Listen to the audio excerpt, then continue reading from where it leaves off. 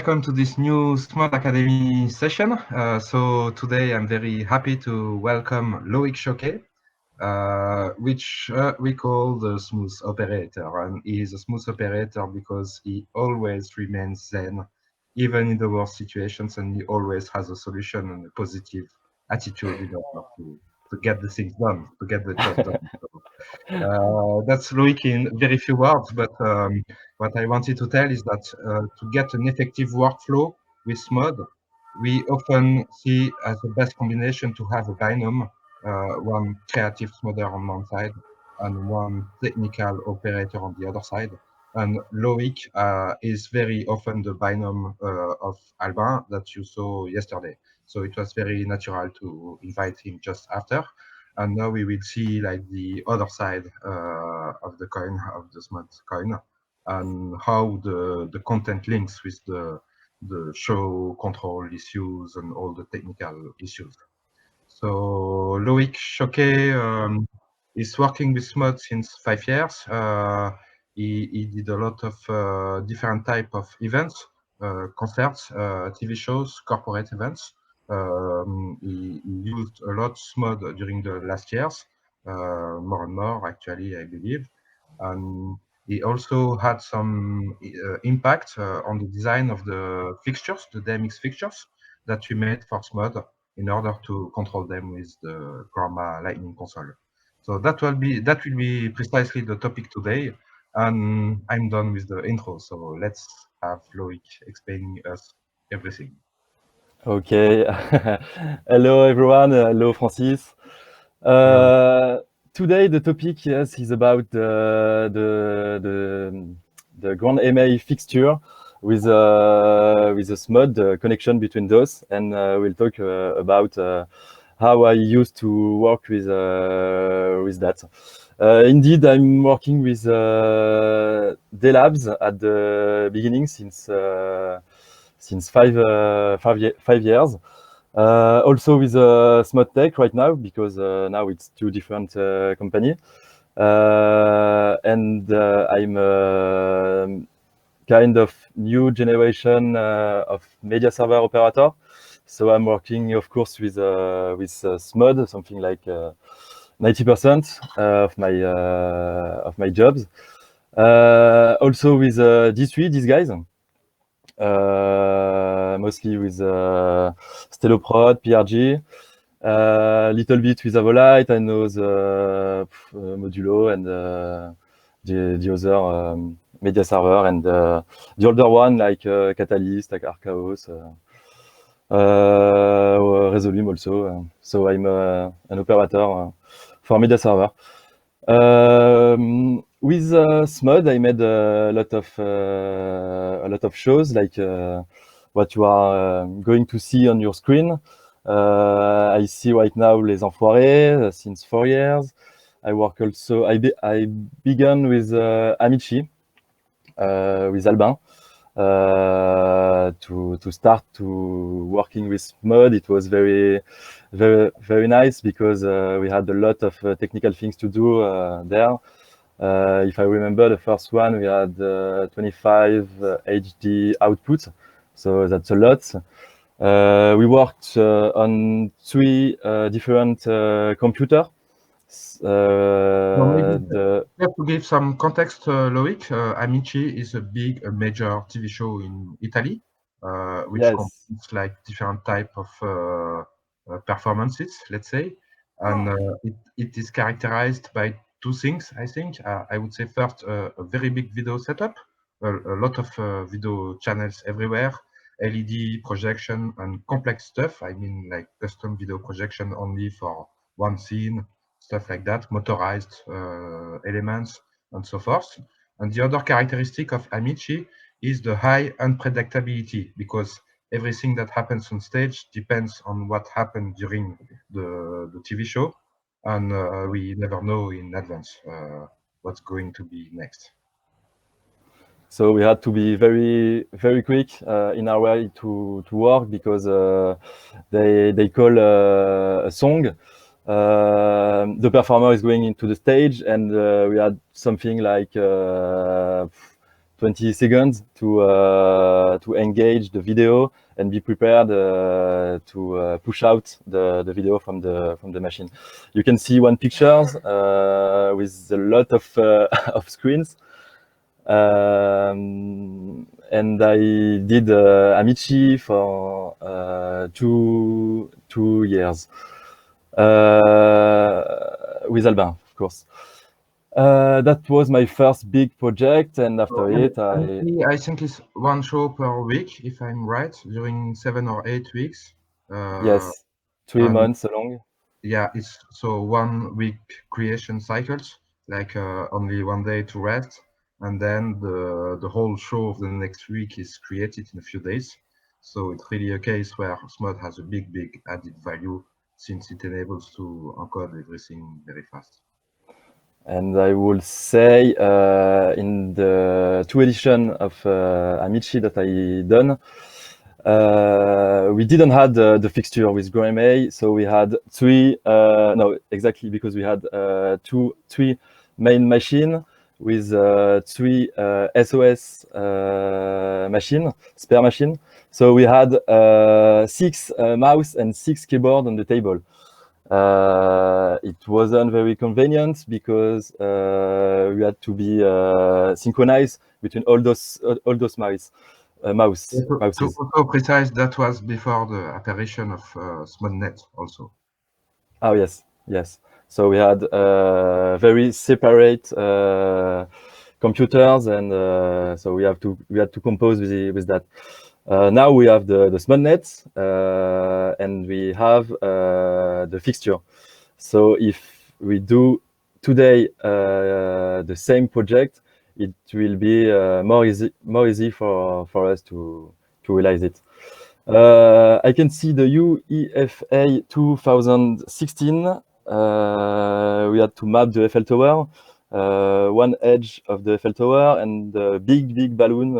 If I remember, it was 9 meters of radius in the center of the first floor of the Eiffel Tower. It was for the football championship.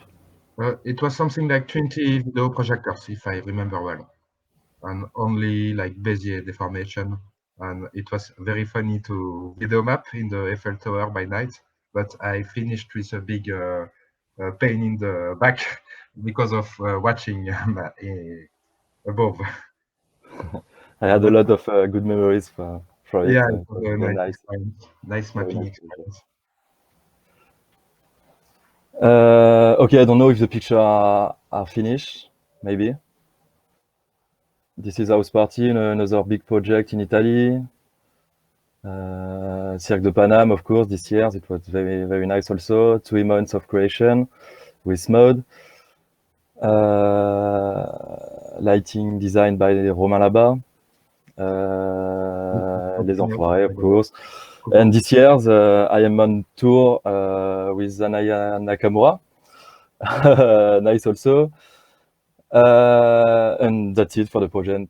For the project that I've done. Victoire de la musique, Les Césars, a lot of French TV show. Okay.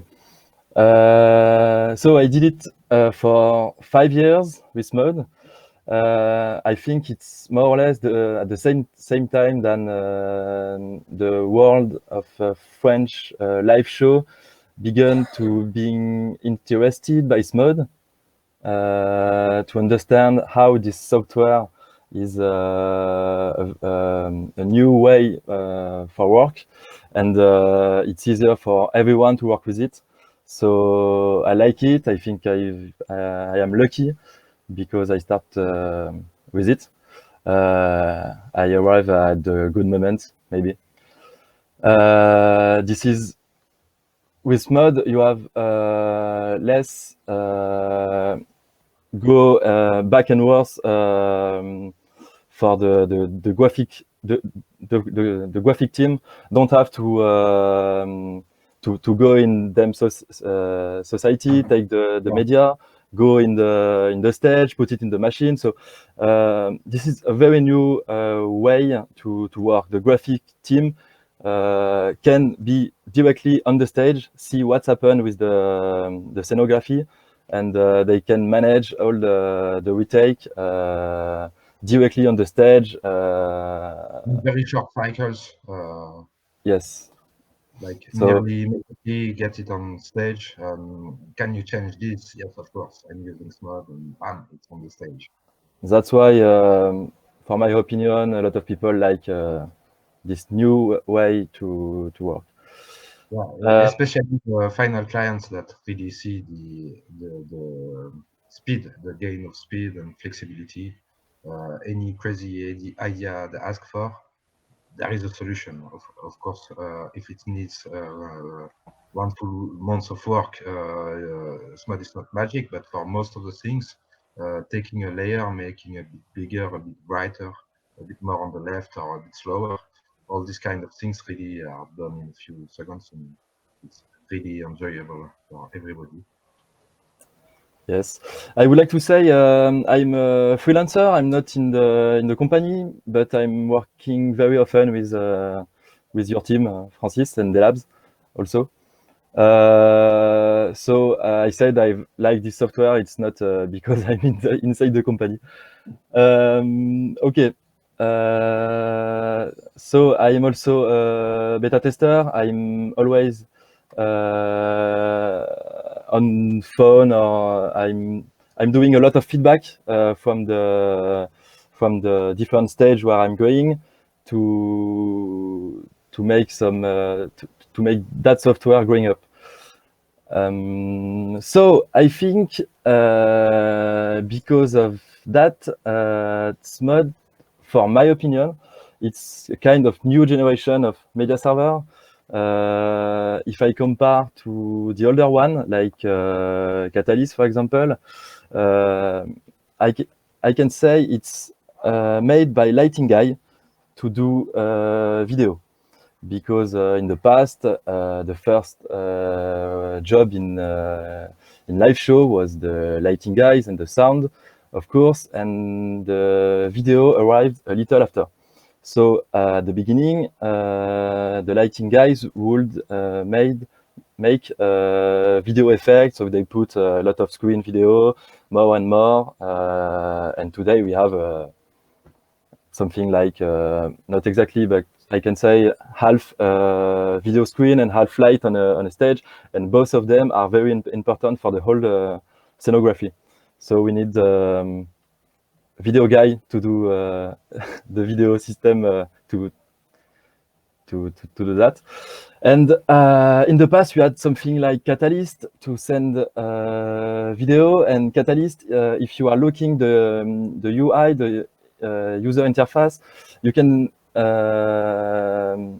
watch out. It's kind of the same layer that you have in Catalyst. You have it on the lighting console. So this is not very useful to work with Catalyst and doing video with the light way.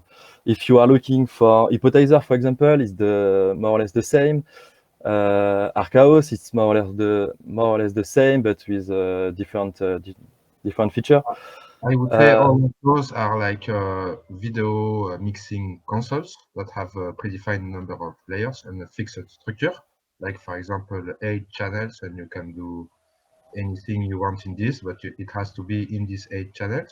And if they are all full, then you are done. And if you need to reorder, it's super complex because you need to reallocate your channels differently, but it can progressively impact on the whole show structure. And maybe you need to rewrite the whole show because of a small change, because you are more like the image would be like an audio mixing table where you have a number of slices, which is predefined, and you need to fit into this. Yes, and what I'm calling the new generation of media server, I don't know if I can call them like it, but that's my way. You can find software like Smod, of course, these guys, Avolite, maybe Watch Out, I don't know. So why I'm calling that like it? It's because of different things in Smod, because we are talking about it. You have viewports, viewport 2D or 3D.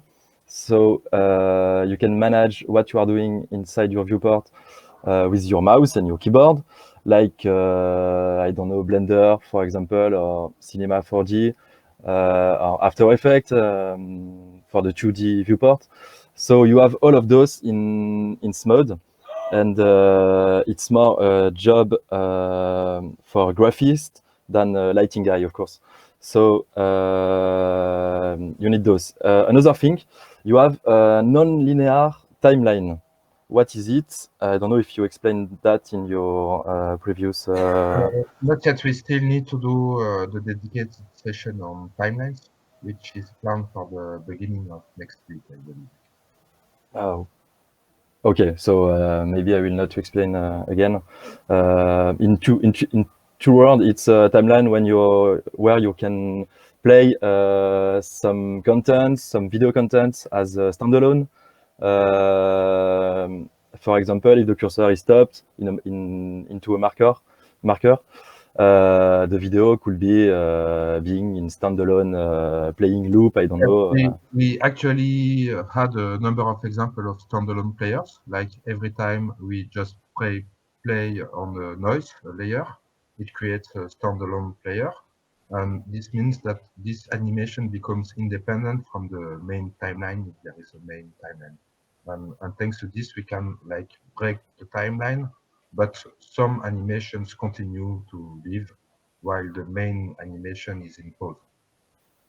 Yes, and the second things, to my opinion, is when the cursor is in playing, you can move the cursor in the past, in the future. It depends on different event than the cursor will meet on the timeline. So, for example, you can the cursor can cross a marker, and the marker can say, "Okay, go to marker 2." So it could be a loop. So that's to me the definition of the non-linear timeline that we are using very often in SMOD, of course, to do our show. I would like to say another thing. So in the past, we push out our show, our video content with a MIDI protocol. What is the MIDI protocol? MIDI protocol is a thing defined by note and control change, and it's a punctual information.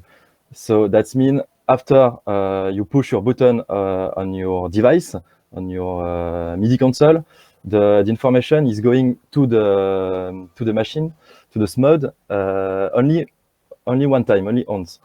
That means if I don't know why, maybe the information doesn't pass at this moment, maybe your button in your console should be on if it's a toggle, and the media server, if it doesn't have the information, could being blocked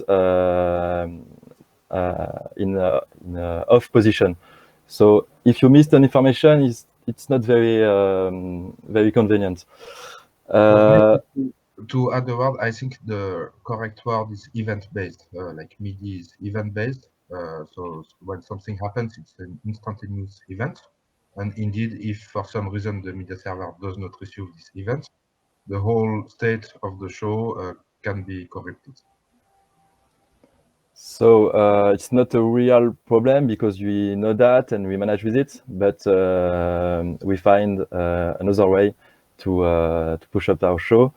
Another thing is the time code. We can push out a show with a time code. For example, the Cirque de Paname that we talked before. It's a show without any intervention of an operator, because you just have to start the machine, and after it, when the machine will receive the time code, you just do nothing, and all the show with the time code and the sound engineer, everything is passing through naturally. So you have to do nothing with the time code. It depends. We can sometimes just activate a scene, increase the intensity, and after it, the time code take the hand. But for example, for the Cirque de Paname with Mod, we don't touch anything during the show. All is being managed by the time code. I just realized that I forgot to invite people to ask questions if they have any. I'm looking at the YouTube chat, so sometimes if you see me looking there, it's because it's the YouTube chat and I'm looking at your questions. So don't hesitate. Like for example, now we have one question from Tofitoff, which asks if even the opening of the door is encoded with the time code. Opening of the door. No. If I remember, the opening of the door is a light cue, so we don't care of it. It's This in is the independent. lighting console. It's independent. Yeah. Maybe just I will very quickly explain the time code workflow because not everybody knows that, I think. So basically, the idea is that we create inside Smod a very, very long timeline. It's typically multiple hours long. It could be like 6 hours long timeline, for example, or even 24 hours long timeline. And then inside this 24 hours timeline, we put all the scenes of the show. And basically, we have a time range that corresponds to each scene. And then when the show needs to be played back, there is typically the sound engineer that will trigger the songs.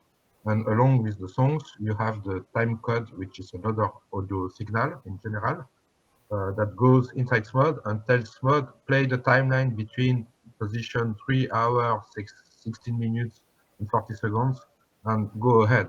So this is one way of organizing a show, is simply dispatching all the content over a one-day timeline, and then you can just call any part of the timeline in any order. So it's one way of working when everything is predefined on time, but this only applies to some type of shows, and for many of them, when there is a too important human aspect in the show, when it depends on human performers, having the strict timing is often too restrictive, and it's too complex to encode everything with the time code. And this Yes. is, we need other ways of controlling. And we have to be very accurate, and we have to test again and again the different situation, because sometimes a performer could be longer than yesterday.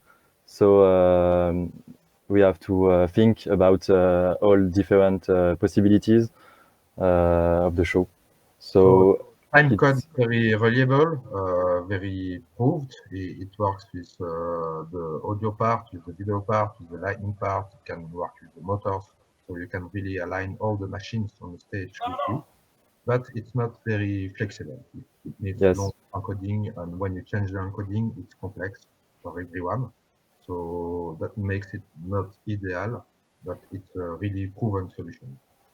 And why we chose that solution? It was because the show stayed in the same place for I don't remember exactly the number of months, but something like 4 months. And the people who push out the show, it was not an operator, it was a video technician. So I explained him quickly how to start up the machine, but if there is a big problem, maybe, I don't know, he don't have the possibilities to manage it. So that's why we chose to push out the show with time code, and he just had to check out the machine if everything is going right at the beginning, 1 hour before the show, something like that, and that's it. After it, you just wait and croise les doigts. Yeah. So to Croise les doigts. recap, you mentioned different ways of controlling shows. The first one is MIDI, and just to mention, the name SMOD comes from MIDI actually, because SMOD is the smooth MIDI-oriented demo engine. Sorry. So it's really MIDI based from the start, and that's historically the thing we focused on. But when we came to the limits of MIDI, so or when coming to bigger show like 10 years ago, 12 years ago, we implemented the time code, both MIDI time code and audio time code. And now you are going to mention us a third way of controlling shows, which is the Corema, right? So, please. Yes. Now I push out my show with ArtNet. Smod is understand the ArtNet protocol since 2 years. In that way of work, because in the past he understood the ArtNet protocol, but we made a new way to work with the fixtures. I will show you just after. And also, it exists the SACN, but it's only in output, not in input. And I think it's not necessary to talk about all the protocols that Smod knows. Francis, you told me that you already did it the day before. I'm not so sure. What we did was showing the links with MIDI, and that was basically what we could already do with ArtNet before. We could create individual links to individual values. But indeed, today's topic is more on fixtures, which is a more high-level concept, where we can directly control a full scene with one fixture. And this fixture is known by the Corema, so it makes it very straightforward to map all blocks of content. So yes, Smod has a number of other protocols, but basically for control by Lightning consoles, it's mostly DMX and ArtNet. And then on the other side, like Smod controlling other machines, Smod can send DMX, ArtNet, and ACCN, sorry, for LEDs. So it knows about DMX and ArtNet and SSCN mostly in both ways. Okay, so now it's a video guy that managed the video machine for the show, but the lighting logic stay very useful, and we try to use to use a Grand MA. Why? Because it's a big box of button, so it's very nice to have a lot of button in front of you to push out your show. In the Grand MA light, you have 35 button in front of you if you don't change any pages. In the full mode, you have 65 buttons, so it's very nice, and you can add some different buttons in your different screen that you have in the console. So it's very nice to have a lighting console. The other reason is that you are directly connected with the lighting console from the lighting guy, so you are working in the same show. You can store directly your cue inside his cue. You can give some things to him. For example, if a light is starting to being on the stage, it's not two hands, the lighting guy and me, for example. It's only one hand, me or the lighting guy, and it's more synchronized like it. It's very nice to work like it. It's less stressful. You can use some macro, of course. You can work with the timecode with the lighting console, not the timecode from Smod, but the timecode from the lighting console. It could be useful also. Is there a question from Chris on this? Yes. What exactly? How do you combine timecode and Grand MA fixtures? We're still working with the timecode with Smod. There is two ways to work with the timecode in a show with the lighting console. You can work in the timecode with the Grand MA. Otherwise, and it's that solution that we are using the most often times, it's using the timecode from SMOD. So, for example, if a song is start, you just have to activate your scene, push up your intensity opacity fader, and the timecode is automatically synchronized with the timecode that the machine is receiving at the same time. So you just have to look in your SMOD screen. Okay, the timecode is working. I can see it, and after it, I can activate my scene and my opacity, and I don't touch nothing. Everything is at the same time than the song. And the second way to work with the timecode, so like it, the timecode is synchronized very, very accurately with the song. And the other way to work is with the console, but in the console, you can only send to your machine some events, some cues with the timecode. So this is not a whole video who is being tracked by the timecode. If you are working with the lighting console, it's only some different cues. You have your timeline in your console. I will show you after if you want. And the cursor being tracked by the timecode, and when he's meeting an event, he push out a cue to the server. That's why we prefer to work with the timecode linked directly to the media server. It depends of the cases. The media server remains a slave of timecode most of the time in this scheme, because Chris was asking if so the timecode goes into SMOD or out of from SMOD. So in this case, the timecode goes directly into SMOD, but not that we also have some shows where the user prefer to use to play timecode from SMOD, which is actually possible with a very simple trick, which is to play the right sound file that contains the timecode information. And thanks to this SMOD, it can also be a timecode generator. So, but most of the time, SMOD is a slave in terms of timecode.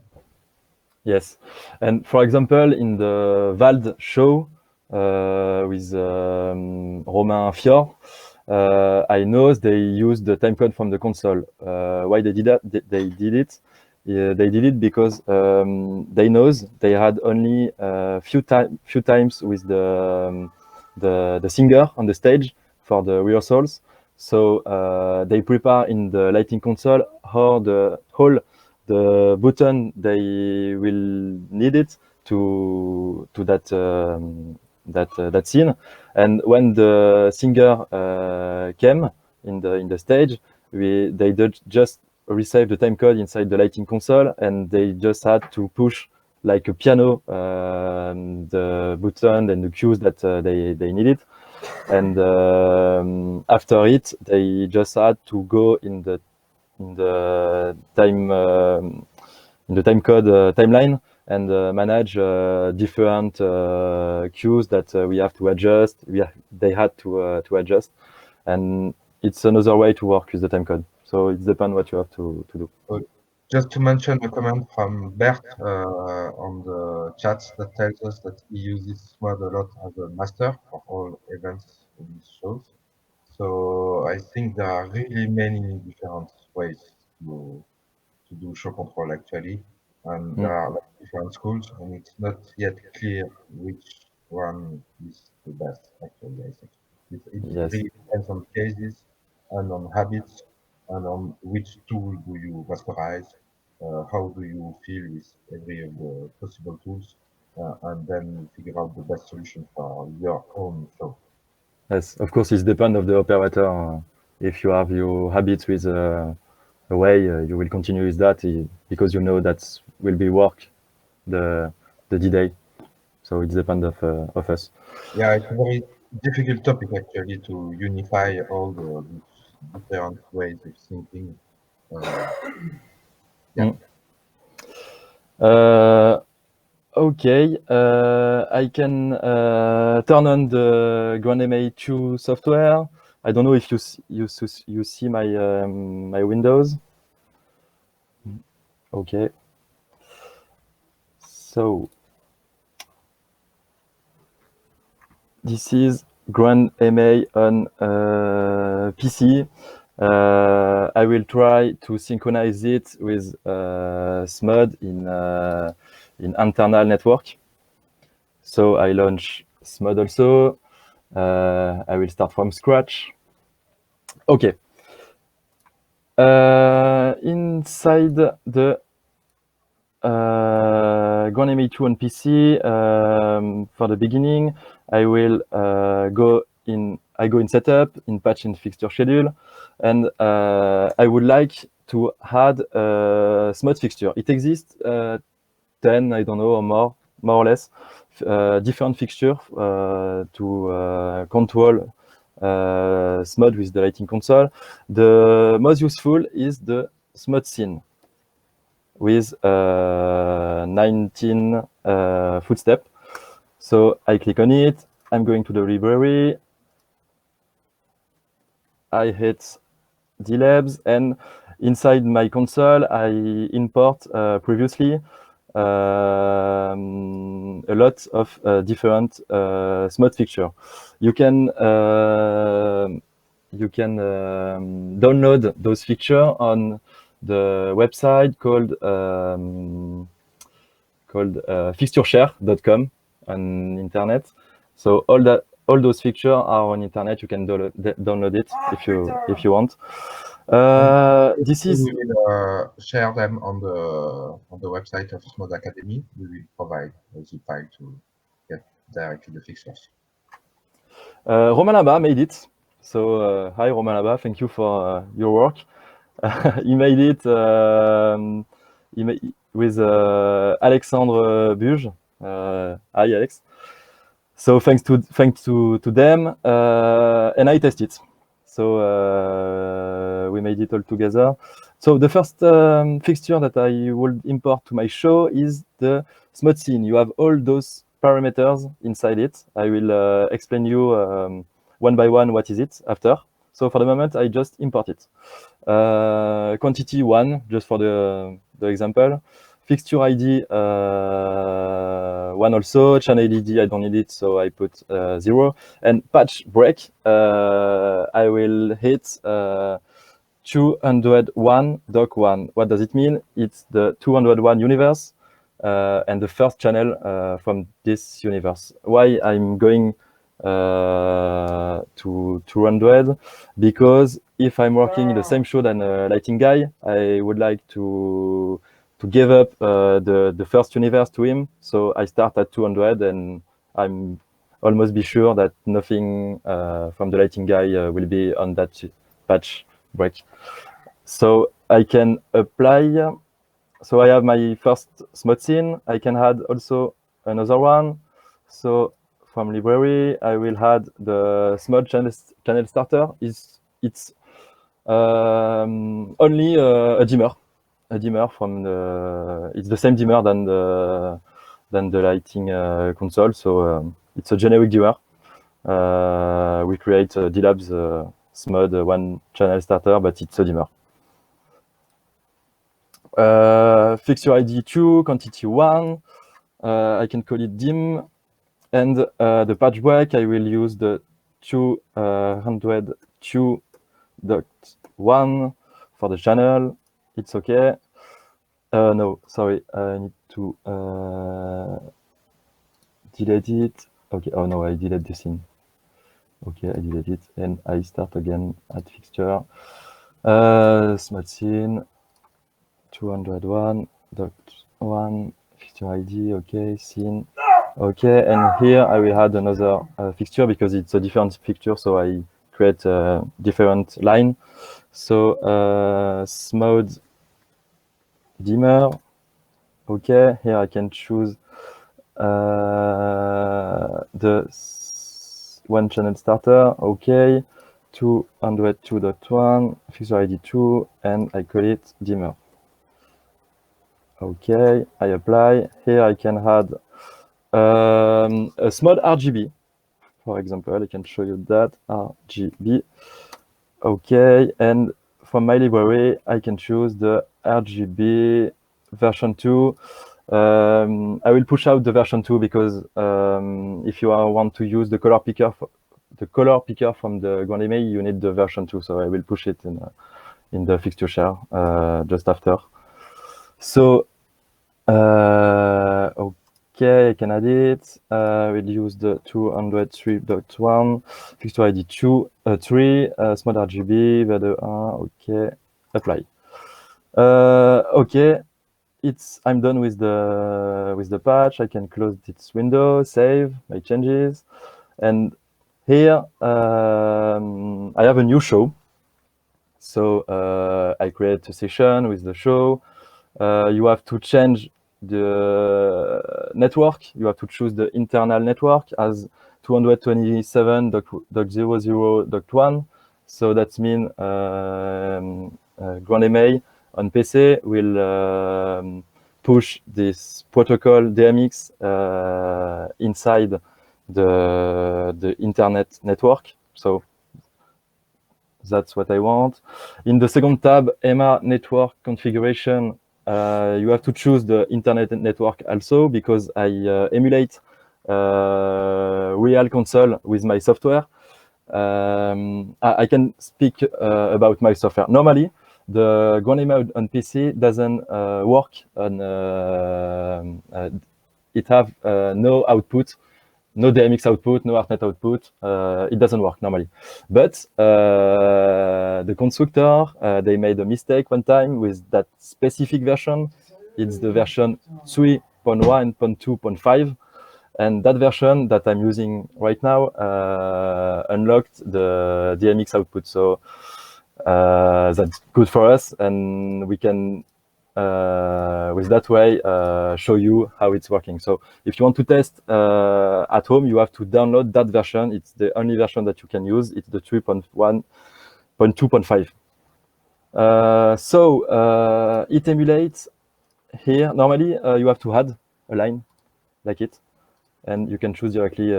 So I already did it. So you have to choose the inside network also here and here. And that's it. Normally, if you hit enter and click, the name is becoming green, and after it, go back to green, to red. So that means it's unlocked right now. And the first tab is network protocol. So here I can put my mod in unicast because I'm going to go directly to my machine. So my machine is no broadcast. Broadcasting is output the protocol in all the IP address that can in the network. So I need unicast. I hit the box destination heap. I type the same address than before, and the local start is 201 because I would like to start my universe at 201, as I explained before. Amount 8. I let 8, but in the biggest show that I made, I used 5 universe, no more. So 8 it's good, but 5 it's enough. And in small shows, sometimes you can have need only two amounts of universe from 201. So that means from 201 to 209, those universe will be allowed to control SMOD. Network 1, of course. Subnet and universe. C8. Why? How did I find that number? It's in hexadecimal. So if you want to transform your number 201 to subnet and universe hexadecimal value, you have to open your calculator on your computer, switch in scientific, no, in programmer mode. And if you hit 201, and you can switch to hexadecimal. So the result is C9. Why I put 8? I put 8 because the starting universe of SMOD is start at 0. For him, the first universe is the universe 0, and the first universe of the AMA lighting is 1. So I need to hit 1 less to make the system work. So that's it.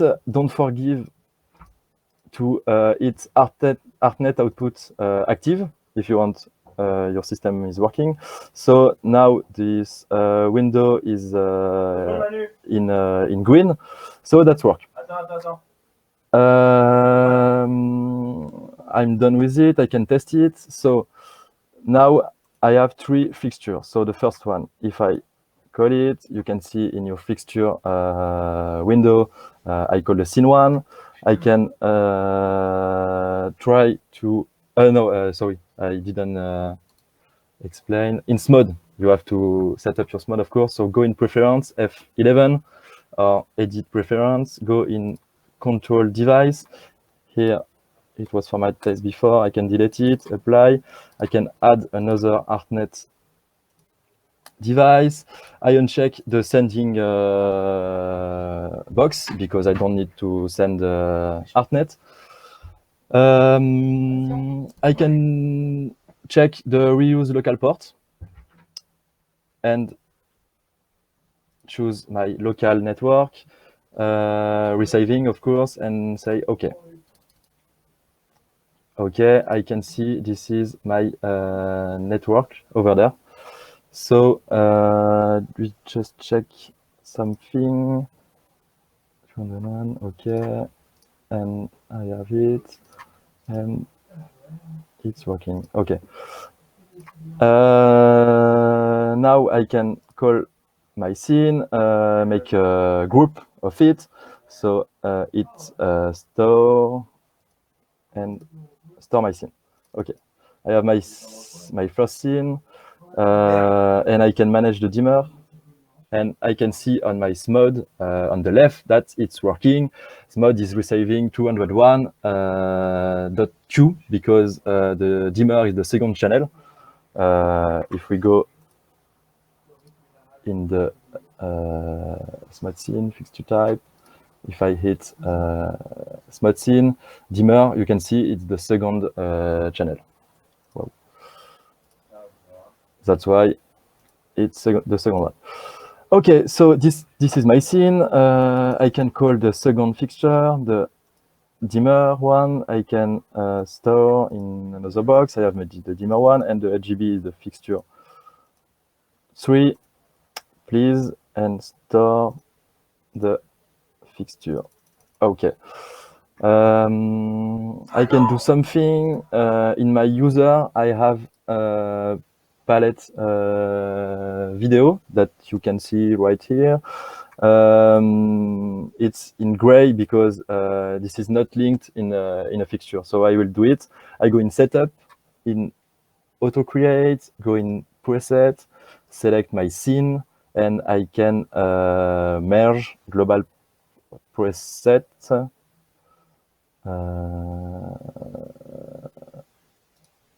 Normally, or add. Yes, 63 presets are created, so I can go back and look, and I have all my presets for my scene. That's so much, but not so much. I will explain you why. Because in SMOD, I can create a scene. I can call it the scene number 1, and I will try to manage the timeline of this scene with my ground MA. So I can create a main timeline. Okay, I have it.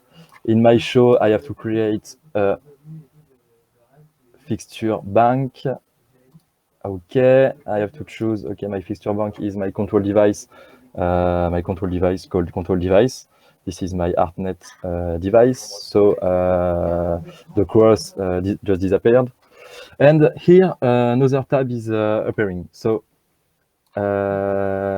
this is the DMX window in SMODE. So you can click right on your scene and create fixture, and you have 3 different fixture. Why only 3? Because that fixture is allowed to being managed by only those fixture. The 1 channel starter, 2 channel starter is a dimmer with 2 bytes. That means you have not 256 values, but 1600 and something else values. So a little more. And the standard content is the SMOD scene. So it's what I will work. This is the first way to create a fixture. Otherwise, we can just drag and drop the scene 1 inside my DMX box, choose as the same way the standard content, just put the number of the universe. For example, I will show you something very useful. If I have several scenes, I can drag and drop all of those inside, choose the standard content. The first one will start at universe 201 channel 1 and just hit OK.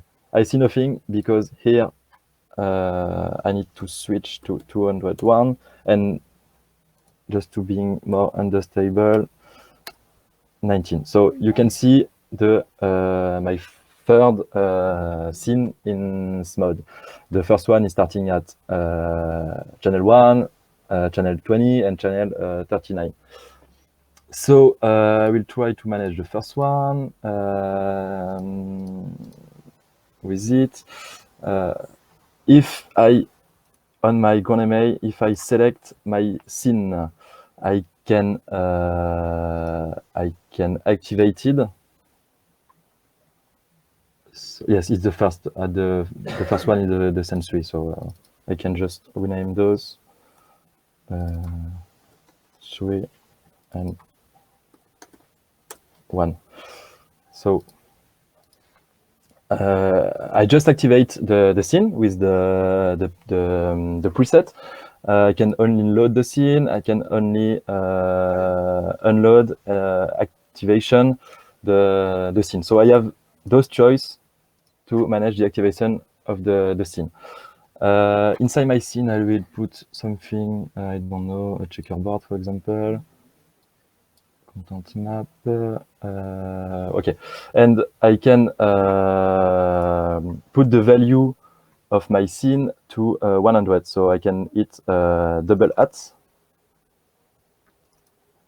No, double at. And now you can see the checkerboard on your viewport. Okay. In the second part, you have all of those things. You can see those also in the smart window in GoNMA on PC. You have the dimmer, the activation. If you change here in Gobo, you have all of those. Playback, timelines. So I will explain to you in my palette video. So you can, on your scene, create different markers. I create just two markers, and if I hit go to so manual position is the manual position. So if I hit manual position, and if I'm going to the position, I can go through the first frame. If you are looking the time indicator right there, you can see now I'm in the first frame. I can go to the first second, etc. I can quickly show on the SMOD what exactly we have inside this scene picture. If you are fine with this. So if I take scene 1, I have a recap inside SMOD of all the components of the fixture. So here you can see that it's taking 19 channels, but it's not 19 separate values because some of the values take multiple channels, 2 channels for the speed, for example, and 3 channels for the in and out points, which are the first frame you are going to read and the last frame you are going to read. So if we take them by order, the first one is the activation. So for each of them, you can unfold and see what will happen depending on the DMX value that is passed. So for example, the activation corresponds to both the loading state and the activation state of the scene. And you can have 4 combination. Then you have the dimmer, the opacity, the choice of the blending mode. So all possible blending modes are here. Then you have the state of the transport. So this one is probably the most tricky one, but basically it will enable different transport modes as Loic was explaining. So you can play pause, but also switch from marker to marker, switch to manual position. So there are multiple ways to manipulate it. Then you have also you can configure the launching mode of the scene. So when does this scene start and how does it start? The in and out points of the content, the overall speed, the play mode. So here you have the ping pong and so on, and whether the timeline is looping or not looping. So that's basically all you can do inside the standard fixture. And while I'm talking, we had a question on the chat, which is there any other Lightning console that has configured fixtures for SMOD? Uh, For I didn't understand. Could you repeat? Is there any other Lightning console other than Grand MA, like Shamsit, for example, that has fixtures? It exists a fixture for yes for Shamsis. I made it myself, but I don't know very well the console. So I pushed the fixture. It was last year. I think it exists an internet site in Shamsis website. I need to check, and I'm not sure if the fixture is very efficient. So I made it, and maybe the professional Shamsis lighting system could test it for me, for us. This is an open call. If anyone is expert in Shamsit and wants to connect and to contribute to SMOD, we need you. So maybe Bert Yes. with someone else. We made it in only 2 days, and we start from nothing. So maybe it's working well, maybe not. Okay, that sounds clear. So just told us that he will do the test on Shamsis. And that's it. There is no other console. Okay. So Yes. I will put you guys in contact with Bert so you can give him some info on the work you already did. Of course. We have another question. When you import the standard SmodSense fixture, sorry, Chris, I'm not sure to understand your question. So these are all standards when you import. I created a fixture. So I think the question is about these 19 channel fixtures versus mapping single values to single DMX channels. I will go to the setup. Okay, add a layer from library. So between the smart scene and which one? So basically what we used to do before and when we use MIDI is to link single values of mode to single channels of the MIDI controller, for example. Whereas here, what we are doing with the fixtures is that we have something standard, which is 19 channels, and we map this to a whole range of DMX values. But still, it's possible also to map a single DMX channel to a single value model. Yes, of course. I will explain it just after. A single DMX channel, yes, with the dimmer. Yes, for example. Or also, like any value can actually be any percentage inside mode can be assigned to a channel. Yes, it's the next point of the explication. I will make an I, example just after. okay, I let you continue. Okay, I don't know about the time. It's already 4. Maybe I can be a little faster. It's as you prefer. Okay, so I continue About and questions about what is actually happening in your flat, but I'm not sure you need to answer this question. which question? Sorry, I don't What's understand. actually happening in your collocation, in your flat, and what are people doing around you? I think this. There is a lot of people around me. Yes, no problem for them. Uh, To continue, so that's a way to manage your timeline with the position. I can manage my timeline with go to queue point states. So if I hit the box, that box, I can go to here. I can pass it off, and I have the coupon box, and I can choose here, for example, the first one. So my cursor is going to the first one. If I hit 2, my cursor is going to the second one. So it could be useful also, that way to work. In my console, I can create play, pause, reset, finalize as a flash button.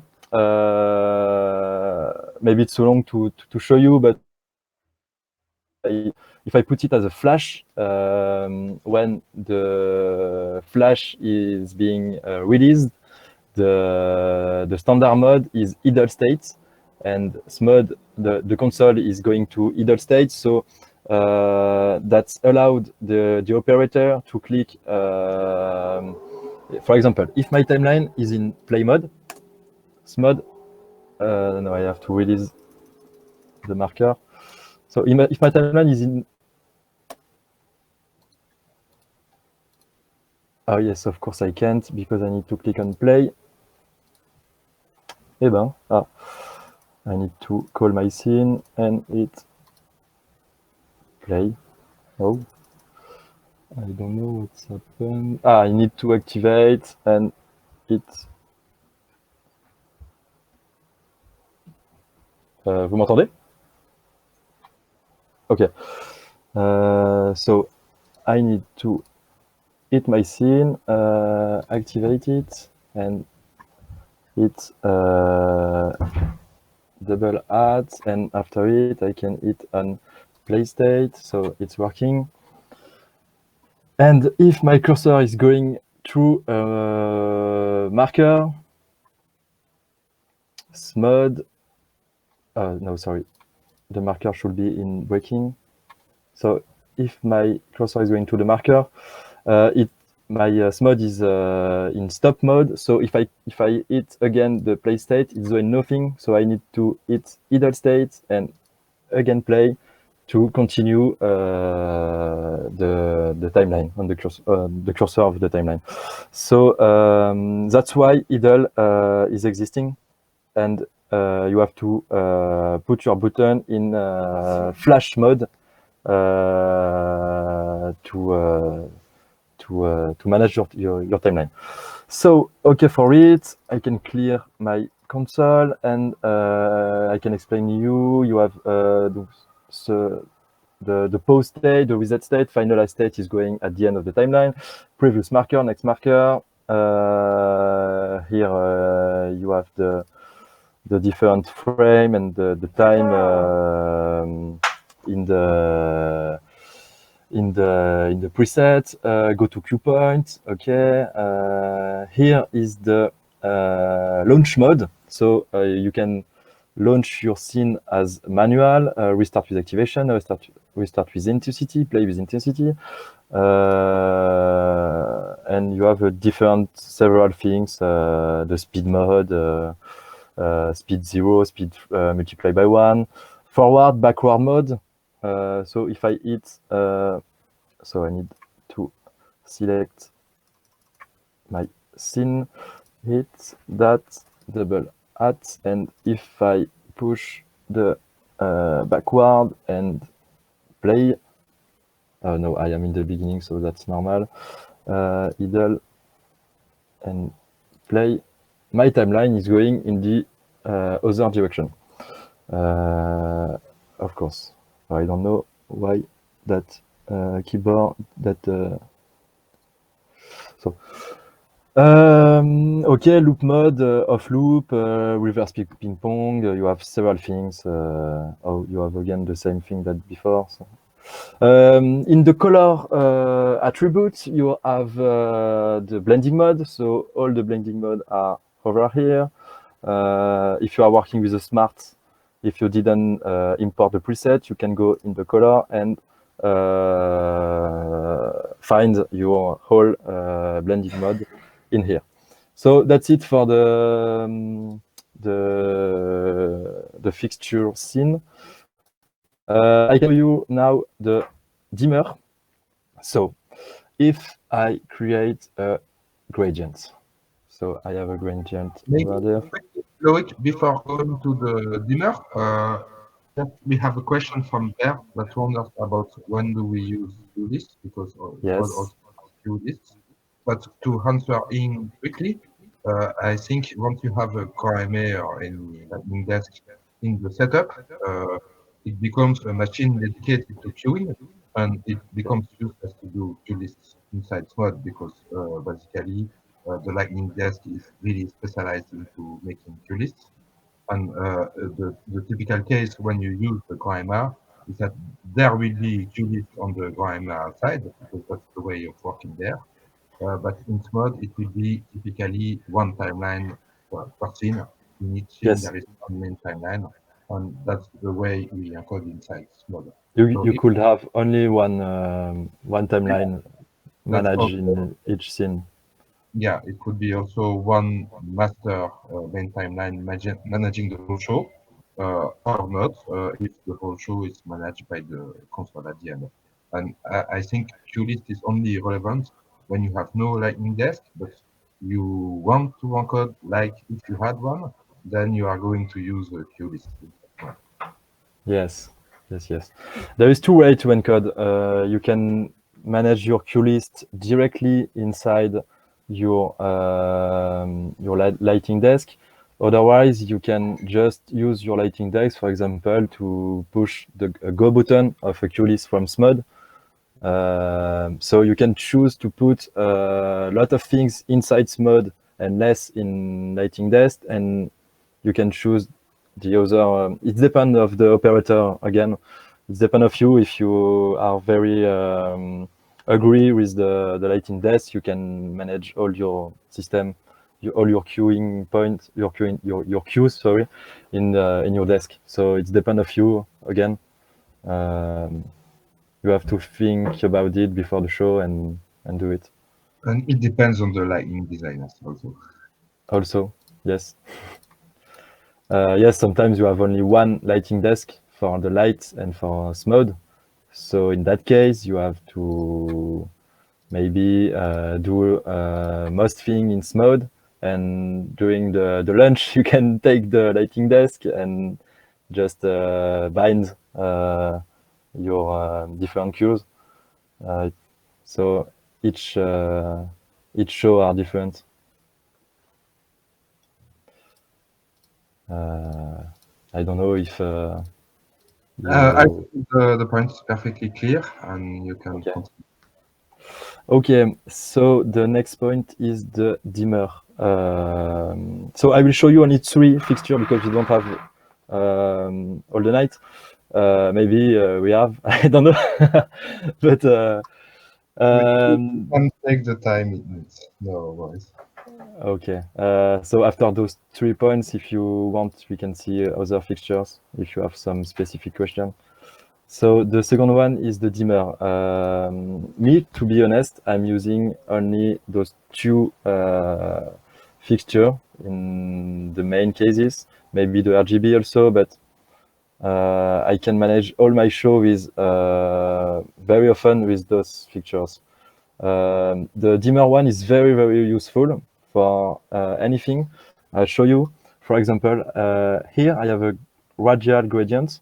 So I want to manage not the opacity of that layers. I want to manage, for example, the position. Here you can see I moved the X value, so I can click right on it and create a percentage parameter. I can hit minus 50 to 50, and here I have a parameter from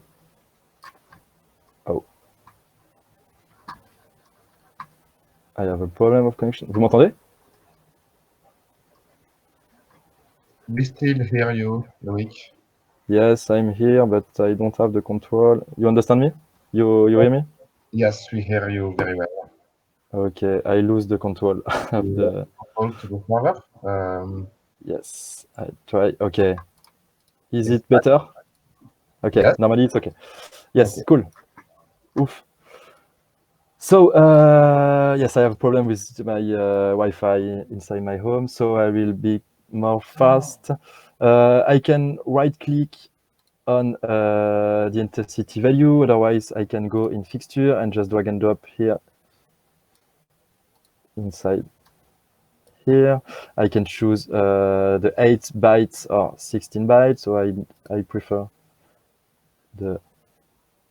Oh, my laptop has some problem. Is it in boxes? Percentage 8 bytes. So I choose the 202 universe channel 1 and it's okay.